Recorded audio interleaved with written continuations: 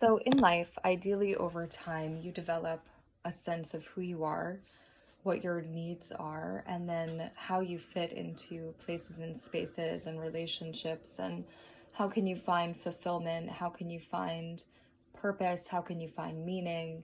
And when you find that, it's really helpful. And then you have to start making decisions about what's right for you. Like what works for you, what's the most beneficial for you, because it's your life.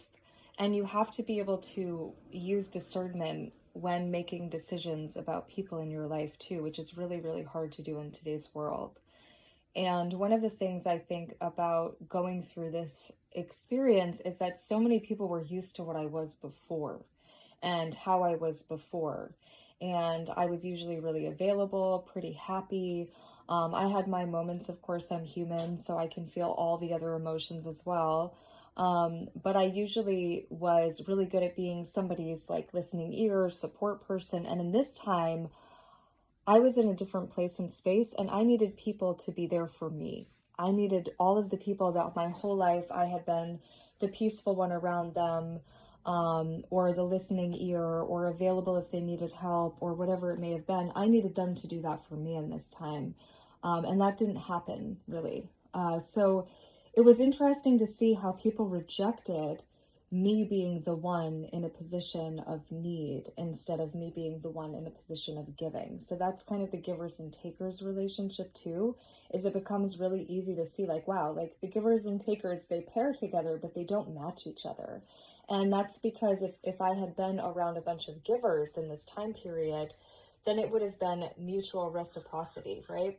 But instead, it was like give, give, give, give, give, depleted. Now I need to move on because this person's not honoring my boundaries. They're not honoring my needs. They're not honoring what I have to say. And they don't actually know me. They just are using me for something that they probably don't even know of themselves. And then when this happened in my relationship, it was really, really challenging, obviously. Well, for so many obvious reasons, this was incredibly challenging. But one thing that I think about trauma recovery is that, people were so used to me just moving forward and living my life and having whatever job I had. And nobody, I think, really knew what I did with my free time. Very few of you had any idea of who I was as a person. But any of you that interacted with me before were aware of the fact that, I was at least in the world, and when I was posting about things, it was me living my life or me posting a quote or me trying to make you laugh or, me just being like, look at this beautiful mountain that I'm on every day or whatever it may have been.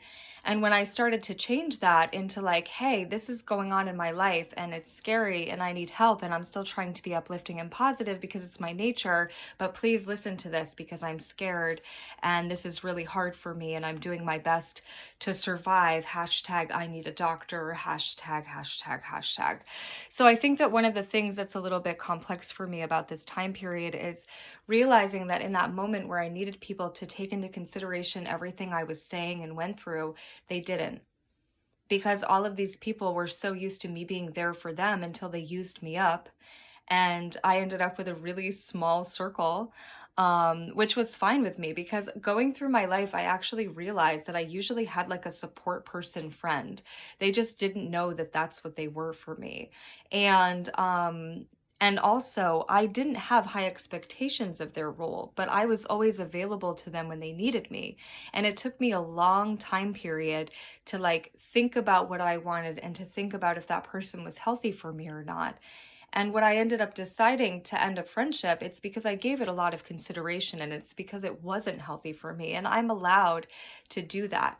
And in those moments, because I usually had such a full life, I worked, I had my dog that I took care of, I went hiking, I had my dreams and my goals. And then of course I tried to have a family with somebody else's, family. He had a child already with someone else.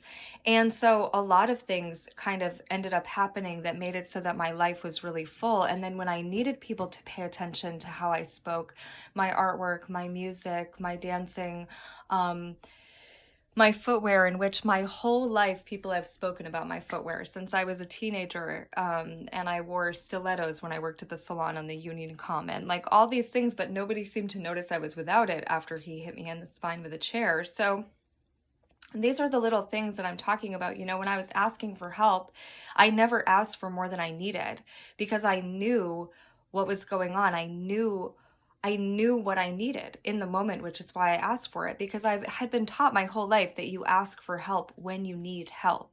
So when I asked for help and then people were strange about it or treated me disrespectfully or like I somehow didn't deserve it or didn't need it, it was really awful for me and degrading because I would not have been speaking out and asking for help had I not needed it.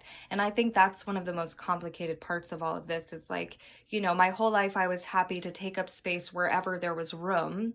And in moments I felt comfortable, I would be myself. But then in a moment where I finally spoke out, and spoke up about all of the trauma I've been through. Not all of it, actually. Quite a lot of it is still, not all of it, but I spoke out about a lot of different trauma because I needed people to pay attention and because I wanted to bring change for the future. Not because I have ever had any children. I have never had any biological children, but because I wanted the future to be better for your children, because all of you that I've been around, I've interacted with your kids and I love your kids and I hope for a better world for them. Not because I experienced one myself, but because they deserve better. And I think that one of the hardest parts about dealing with this trauma was that nobody seemed to want to be listening to what I was saying or what I was expressing. It was more that everybody just wanted to project their own kind of insinuation on what they observed. And I think that it's really important to pay attention to what people are going through and the trauma they experience and what they're saying, no matter how they're saying it, dancing it, singing it, using art to express it. All of these things were things that I did. Speaking out about it, getting angry about it, all of these things should have been huge signs. And I guess it's too late for me to be upset about any of this in a way. But I'm also not willing to pretend it never happened like everybody else, because again, this is my life. And so one of the other questions that was asked in this time period was like, what about his business? And I just want to say, what about my body and my life and my future and my dreams? I just want to say, what about the fact that if I'm being a conscious human being, the reality or the possibility of me having a child in the future is so slim now because I can't have a kid knowing that there could be times when they need me to be there for them, but I'm physically unable to do so because of this man injuring me, right? Having a relationship, like I am probably never going to trust someone again, and that's not fair for me to put on somebody else. So I am probably never going to be able to have another relationship again. What about jobs? I would have been able to physically get my life back together even with 3 shoulder surgeries and my bicep tendon bothering me. I would have been able to work as much as I needed to, save a ton of money, and do the things that I had planned before he was in my life. And I would have been able to accomplish them by now, almost 3 years after he hit me in the spine with a chair. So these are the things that I want to ask you. Like, what about that? What about my dreams, my goals? What about my future? What about my body? What about my happiness? What about my income? What about my healing center? What about all these things? And why didn't people ask that?